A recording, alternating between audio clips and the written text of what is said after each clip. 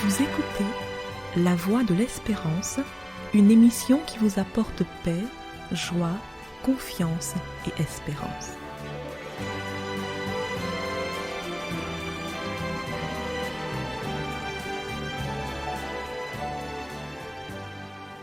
Bonjour la Guyane et bonjour à tous depuis la Guyane. Pas un jour sans qu'il n'y ait un fait, un phénomène qui nous étourdisse. Pas un jour sans qu'il n'y ait quelqu'un qui se questionne sur l'existence et la prolifération du mal dans le monde. Sous des formes diverses et variées, le mal gagne de nouveaux territoires et de nouvelles sphères tous les jours. La délinquance, où est impliquée des personnes de plus en plus jeunes, est aujourd'hui le centre de l'actualité. La violence des jeunes s'est récemment imposée dans le débat public en France et ailleurs, suite à plusieurs faits divers qui ont étourdi le monde. Chers amis, pourquoi le mal se répand-il autant? Il se répand tellement qu'aujourd'hui, on a l'impression que même les mineurs, les plus jeunes, sont devenus les acteurs du mal. Selon la Bible, l'humanité tout entière est actuellement impliquée dans un vaste conflit entre Christ et Satan. Je lis pour vous le livre de l'Apocalypse au chapitre 12, à partir du verset 7. Voici ce qui est dit. « Et il y eut guerre dans le ciel. Michel et ses anges combattirent contre le dragon. Et le dragon et ses anges combattirent. Mais ils ne furent pas les plus forts. Et leur place ne fut plus trouvée dans le ciel.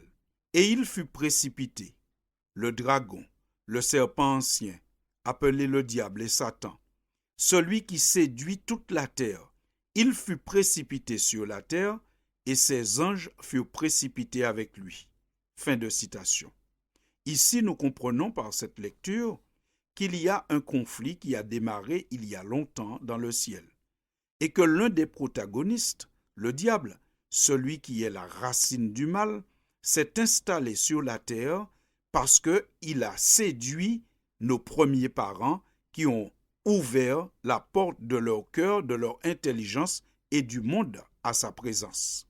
Aujourd'hui, malheureusement, nous devenons parfois si cartésiens, si rationnels, cherchant cause et solution aux problèmes du mal, que nous excluons l'existence de ce grand conflit.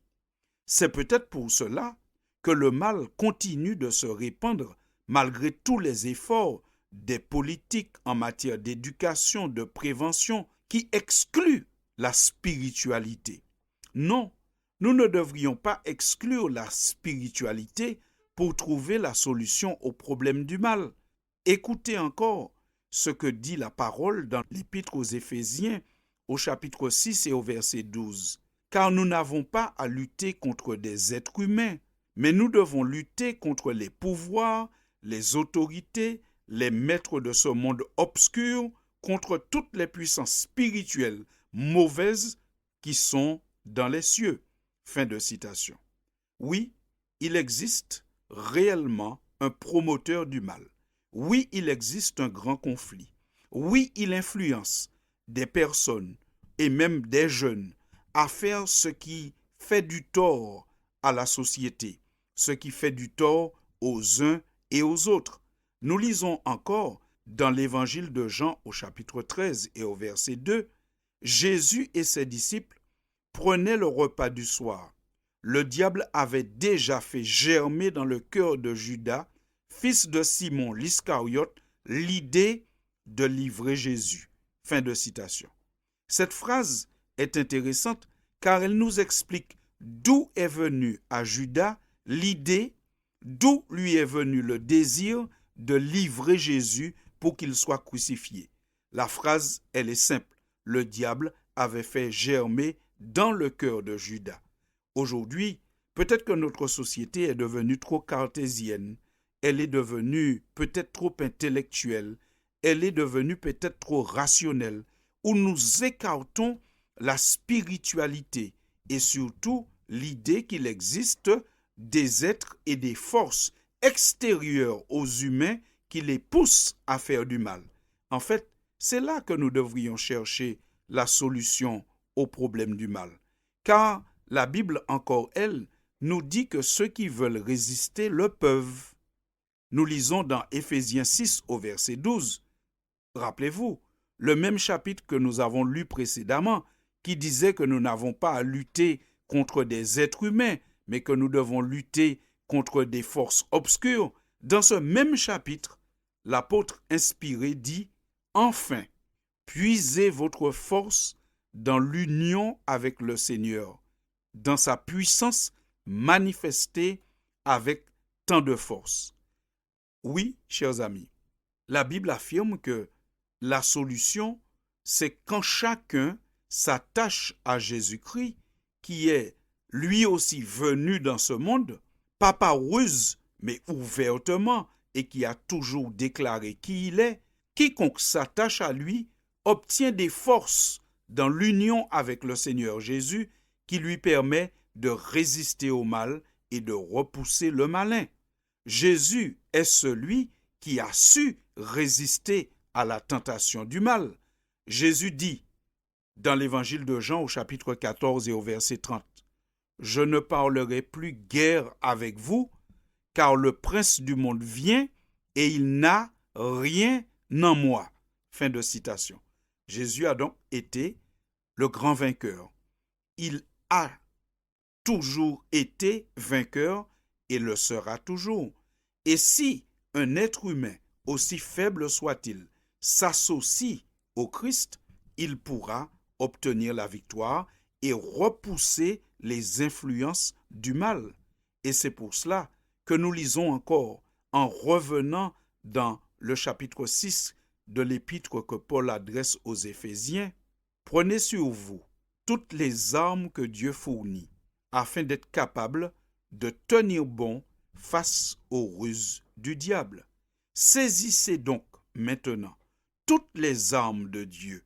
Ainsi, quand viendra le jour mauvais, vous aurez la force de résister. Après avoir combattu jusqu'à la fin, vous tiendrez encore fermement votre position. » Fin de citation. Chers auditeurs de la Voix de l'Espérance, nul ne peut contester le fait que le mal se répand de plus en plus. Le mal se répand et la violence dans des lieux où on ne s'y attendrait pas, dans des lieux qui sont des lieux de décision politique. On voit des personnes en venir aux mains. Nous avons, chers amis, ici compris que tant que le monde refusera de croire qu'il est au centre d'un grand conflit et qu'il y a deux personnes qui cherchent à influencer chaque être humain et que nous sommes appelés à faire un choix pour pouvoir résister au mal, tant que nous n'aurons pas accepté cette idée, alors nous multiplierons les séminaires, les lois, les décisions pour tenter d'endiguer le mal. Mais la chose risque de continuer, malheureusement. Pourquoi ne pas faire simplement ce que nous dit la Bible? Saisissez donc maintenant toutes les armes de Dieu, afin que vous ayez la force de résister au mal. Chers amis auditeurs, nous vous souhaitons une bonne méditation de cette réflexion et nous vous disons à très bientôt pour une prochaine édition. Merci pour votre attention. C'était La Voix de l'Espérance, une émission préparée par l'Église adventiste du 7e jour. Si vous désirez avoir une copie de la causerie d'aujourd'hui, demandez-la. Elle vous sera donnée gracieusement. Écrivez à La Voix de l'Espérance, boîte postale 169 97 324, Cayenne, CEDEX, ou téléphonez au 0594 25 64 26. Merci chers auditeurs et à bientôt.